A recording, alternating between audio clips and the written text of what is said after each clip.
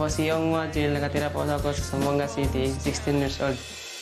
Sa edad na 16, marami nang naranasan si Yong. Dating mga street vendors ang magulang. Binuhay silang magkakapatid sa pagbebenta ng prutas, paputok at kung ano-ano pang pwedeng ibenta sa bangketa. Subalit nang ipagbawal ang pagtitinda sa bangketa, nagsimulang mahirapan ang buhay nila dahil bukod sa walang kinikita, madami ang bilang nila sa pamilya. 17 po kami magkakapatid. Yung pinakamagulang ay 33 years old. Ang pinakabata ay 13 years old. Tila nagtuloy-tuloy ang malas ni Yong sa hindi inaasahang pagyao ng kanyang ama. Namatay po yung tatay ko. At isang pangarap ang nais niyang matupad sa pumanaw na ama. Nangarap po makapagtapos kayo ng pag-aaral at ako na po yung makapagtapos ng kanyang pangarap na paayusin yung bahay. Abangan natin si Yong. Ang pag-asa ng angkan ng Zamboanga City. Mga kapamilya, ang pag-asa ng angka ng Zamboanga, Yong! Yong, handang-handa ka na ba sa pagpasok mo?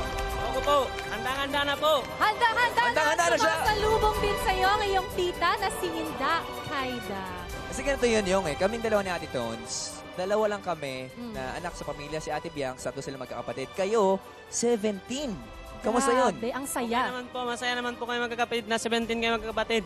Galit ka ba? Hindi po. Nagmamadali lang siya, gusto na niya pumasok. Ano ba yung swerte yung nadala kapag napakaraming kapatid? Ang swerte ko po, ito na. Andito, Kinabahan si Yong. Oh, kaya mo yan, Yong. andito na po. Andito ka na nga, Yong. Yong. Maganda ka na, Yong. Na-overwhelm si Yong, oo. Pero Sobrang don't excitement, worry. Ate Biang. Yes, sobrang excited. Well, alagaan mo yung mga housemates tulad ng pag-alaga mo sa iyong mga kapatid. Alagaan ko po. Oh, at Magpaalam eto ka na sa iyong tita at magpaalam ka na sa outside world. Yong, papasok ka na loob ng bahay ni Kuya. Reporter? Ano to, Robby? Oo. Si Yong eh. Yong. Yong, pasok. Okay. Blindfold. Okay, Yong. Yong, lagyan mo ng blindfold. At ikaw ay... Si Robby na-excite Yong. ka kaya, no, ha? Yong. Yong.